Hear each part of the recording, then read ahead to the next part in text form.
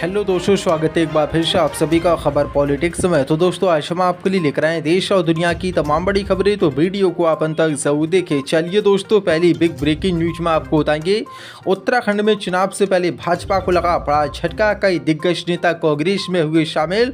कुमारी सैलजा ने कहा बीजेपी सरकार से तंग आ चुकी है जनता। वहीं दोस्तों, अगली खबर में आपको बताएंगे मोटा भाई जवाब चाहिए, अमित शाह की चार्जशीट के जवाब में टीएमसी ने जारी की काउंटर चार्जशीट, अमित शाह पर बोला बड़ा हमला। वहीं दोस्तों, आपको बताएंगे अभिषेक बनर्जी का भाजपा पर बड़ा हमला, कहा बीजेपी है उपद्रवियों की पार्टी। वहीं दोस्तों, अगली खबर में आपको बताएंगे ईरान के आगे झुका अमेरिका, ट्रंप का बड़ा खुलासा, कहा जान बचाकर अगर हम नहीं भागते तो खत्म हो जाता अमेरिका का सबसे बड़ा युद्धपोत। वहीं दोस्तों, आपको बताएंगे युद्ध में कूदे हूती लड़ाके, इजराइल पर दागी मिसाइलें, अब और भी खतरनाक हो सकता है युद्ध। वही दोस्तों, आपको बताएंगे नोएडा अंतर्राष्ट्रीय हवाई अड्डे के उद्घाटन को लेकर अखिलेश का मोदी और योगी पर बड़ा हमला, कहा उत्तर प्रदेश में 7 में से 6 नए हवाई अड्डे बंद हुए। वहीं दोस्तों, आपको बताएंगे असम विधानसभा चुनाव को लेकर मल्लिकार्जुन खड़गे आज कांग्रेस का घोषणा पत्र करेंगे जारी,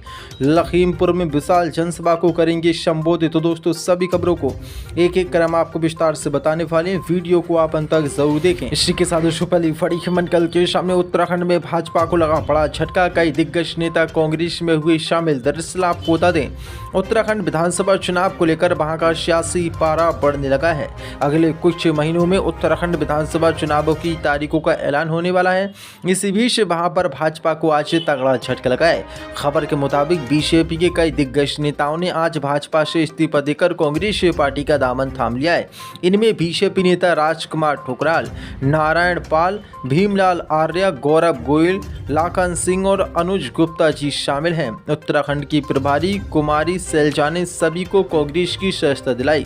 कांग्रेस नेता कुमारी सैलजा ने कहा कि उत्तराखंड में बीजेपी सरकार को लेकर लोगों के मन में काफी गुस्सा है, राज्य में भ्रष्टाचार का बोलबाला है। बीते वर्षों में कई ऐसे कांड सामने आए हैं जिसका पर्दाफाश कांग्रेस पार्टी के नेताओं और कार्यकर्ताओं ने समय समय पर किया। बीते दिनों हमारे साथियों ने सरकार के खिलाफ प्रदर्शन किया जिसमें हमें आम जनता का भी साथ मिला। बीजेपी सरकार पूरी तरीके से बैकफुट पर है। मुख्यमंत्री पुष्कर सिंह धामी की छवि चमकाने की बहुत कोशिश की गई, लेकिन उनकी असली इमेज जनता के सामने आ चुकी है। राज्य के लोगों के मन में कांग्रेस पार्टी के प्रति विश्वास बढ़ रहा है और आने वाले समय में इसके अच्छे परिणाम आएंगे और यहाँ पर ये बीजेपी को बड़ा झटका लगने जा रहा है और यहाँ पर हमारी सरकार बनने जा रही है। इसी के साथ बड़ी खबर कल के सामने मोटा भाई जवाब चाहिए, अमित शाह की चार्जशीट के जवाब में टीएमसी ने जारी किया काउंटर चार्जशीट, बीजेपी पर लगाए गंभीर आरोप। दरअसल आपको बता दें पश्चिम बंगाल में तृणमूल कांग्रेस यानी कि ममता बनर्जी की पार्टी टीएमसी और बीजेपी के बीच राजनीतिक बयानबाजी अब चार्जशीट युद्ध में बदल गई है। दोनों दलों द्वारा कुछ ही घंटों में एक दूसरे के खिलाफ आरोप पत्र जारी करने के बाद राज्य का सियासी टकराव आगामी चुनावों से पहले तेज हो गया है। आपको बता दें शनिवार को कोलकाता में केंद्रीय गृह मंत्री अमित शाह ने टीएमसी सरकार पर भ्रष्टाचार, राजनीतिक हिंसा और महिलाओं की सुरक्षा में कमी और अवैध घुसपैठ को बढ़ावा देने सहित कई गंभीर आरोप लगाए। अमित शाह ने कहा कि भाजपा ने तृणमूल कांग्रेस शासन के खिलाफ जनता की शिकायतों को आवाज देने का संकल्प लिया है। अब इसी को लेकर टीएमसी के वरिष्ठ नेताओं महुआ मोइत्रा, ब्रत्य बसु और कीर्ति आजाद ने एक संयुक्त प्रेस कॉन्फ्रेंस की। उन्होंने अपनी काउंटर चार्जशीट जारी करते हुए अमित शाह के आरोपों को वोटरों के मन में भ्रम फैलाने वाली राजनीति करार दिया। टीएमसी ने भाजपा से सवाल किया कि बंगाल पर उंगली उठाने से पहले उसे अपने शासित राज्यों खासकर मणिपुर और केंद्र शासित प्रदेशों की विफलताओं का जवाब देना चाहिए। बसु ने कहा कि मणिपुर में हिंसा लगातार 3 साल से जारी है जिस पर मोदी सरकार अब तक कोई जवाब नहीं दे पाई। उन्होंने गृह मंत्री अमित शाह की नैतिक स्थिति पर सवाल उठाते हुए कहा कि जो 3 वर्ष उसे जलते राज्य को शांत न करा पाया हो वह दूसरे राज्यों में सुरक्षा व्यवस्था के मुद्दों उठाने की नैतिक स्थिति में नहीं है। टीएमसी ने अमित शाह के आरोपों पर पलटवार करते हुए आगामी चार्जशीट जारी की जिसमें केंद्रीय गृह मंत्री अमित शाह को सीधे निशाने पर लिया, उनसे राष्ट्रीय सुरक्षा और घुसपैठ में कथित विफलता पर जवाब मांगा। था। टीएमसी का दावा है कि भाजपा पश्चिम बंगाल के चुनावों से पहले इस मुद्दे का राजनीतिक लाभ उठा रही है। मोटा भाई यानी कि अमित शाह जवाब चाहिए का नारा तुरंत सुर्खियों में अब आ गया है। उन्होंने महुआ मोइत्रा ने अमित शाह पर हमला बोलते हुए कहा कि आपने हर बंगाली को अपराधी घोषित कर दिया है। ये 4 चरणों में होता है, पहले अपमान, फिर वंचित करना, उसके बाद अपराधी बनाना और अंत परेशान करना। इसलिए अमित शाह हमारे सवालों का जवाब दें, मोटा भाई हमारे सवालों का जवाब दें। यानी कि बड़ा काउंटर अटैक अब टीएमसी ने अमित शाह पर बीजेपी पर किया है। इसी के साथ चलिए पढ़िए मन के क्वेश्चन। अभिषेक बनर्जी का भाजपा पर बड़ा हमला, कहा बीजेपी उपद्रवियों की पार्टी है। दरअसल आपको बता दें, तृणमूल कांग्रेस के महासचिव अभिषेक बनर्जी ने बीजेपी को उपद्रवियों की पार्टी करार दिया और उस पर विधानसभा चुनावों से पहले राज्य में रामनवमी रैलियों के दौरान हिंसा भड़काने का आरोप लगाया। ममता बनर्जी के बाद टीएमसी के 2 नंबर के नेता अभिषेक बनर्जी ने बीरभूम जिले के लाभपुर में एक चुनावी रैली को संबोधित करते हुए कहा कि बंगाल के लोग पारंपरिक रूप से सभी त्योहारों को सौंदर्यपूर्ण मनाते आए हैं। उन्होंने कहा कि आपने दुर्गा पूजा, काली पूजा और ईद, छठ पूजा, क्रिसमस या जैन समुदाय द्वारा निकाली जाने वाली यात्राओं के दौरान किसी उपद्रव या झड़प की कोई घटना सुनी है? तो फिर रामनवमी जैसे पवित्र अवसर का उपयोग बीजेपी हिंसा और अराजकता पैदा करने के लिए क्यों कर रही है? चुनाव से पहले पश्चिम बंगाल के मुर्शिदाबाद जिले के कुछ हिस्सों में आपको बता दें, उस वक्त तनाव फैल गया जब रामनवमी जुलूस के दौरान झड़प हुई। कई स्थानों से पथराव, तोड़फोड़ और आगजनी की घटनाएं सामने आईं।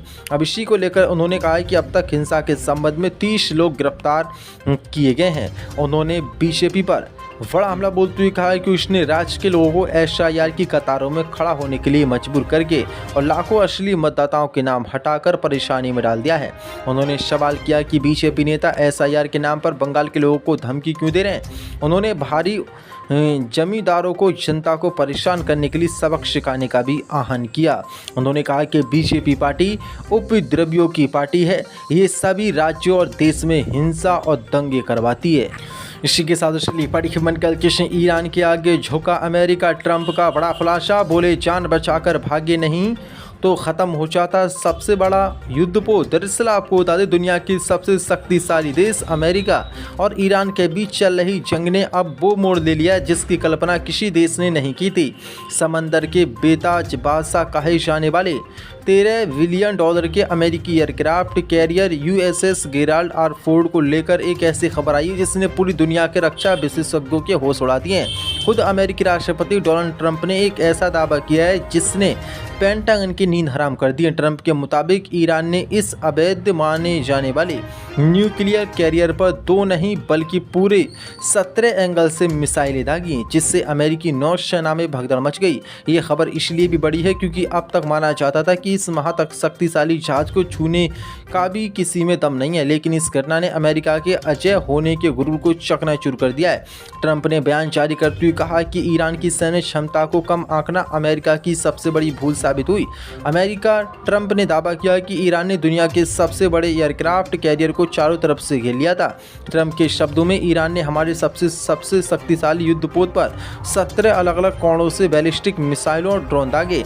वहां मंच इतना खौफनाक था कि हमारे सैनिकों को अपनी जान बचाने के लिए भागना पड़ा। अगर हम समय रहते वहां से नहीं निकलते तो आज सब कुछ खत्म हो जाता। ट्रंप ने इसे अमेरिकी नौसेना के इतिहास का सबसे बड़ा झटका बताया है। उनके अनुसार ईरानी मिसाइलों की इस सटीक घेराबंदी ने जहाज़ों पर मौजूद 600 से अधिक नाविकों के बीच दहशत पैदा कर दी और पूरे कैरियर पर अफरा तफरी का माहौल बन गया। यानी कि ट्रंप ने बड़ा खुलासा कर दिया और कहा कि अगर हम अपना कैरियर लेकर नहीं भागते तो युद्धपोत ईरान जला डालता और हमारे सभी सैनिक मारे जाते। इसी के साथ मन का ईरान के समर्थन में युद्ध में कूदे हूती लड़ाके, इजराइल पर दागी मिसाइलें, अब और भी खतरनाक हो सकता है युद्ध। दरअसल आपको बता दें, पश्चिम एशिया में चल रहे संघर्ष के 1 महीने पूरे होने वाले हैं। इस युद्ध के कारण पूरी दुनिया में हाहाकार मचा हुआ है। अब युद्ध में ईरान समर्थित समूह हूती भी कूद पड़ा है। युद्ध शुरू होने के बाद से पहली बार हूती ने यमन से इजराइल पर मिसाइलें दागी हैं। ऐसे में अब युद्ध के और ज़्यादा भड़कने का खतरा बढ़ता जा रहा है। ईरान ने भी इजराइल में यरूशलेम, तेल अवीव और बीर सेबा में हमले किए और सऊदी अरब में अमेरिकी सैन्य ठिकानों को निशाना बनाया, जिसमें कम से कम 15 अमेरिकी सैनिक घायल हुए हैं। 5 की हालत गंभीर है। इजराइल और अमेरिका ने तेहरान और उत्तर पश्चिमी शहर जन पर रात भर बमबारी की और ईरान सरकार से संबंधित बुनियादी ढांचों और सैन्य ठिकानों को निशाना बनाया। ईरान के बुशहर परमाणु षड्यंत्र पर भी हमला किया गया। वहीं इसी बीच ईरान ने बड़ा दावा किया है। ईरान रेवोल्यूशनरी गार्ड कॉर्पस ने कहा है कि उसने अमेरिका के एक और F-16 फाइटर जेट को मार गिराया है।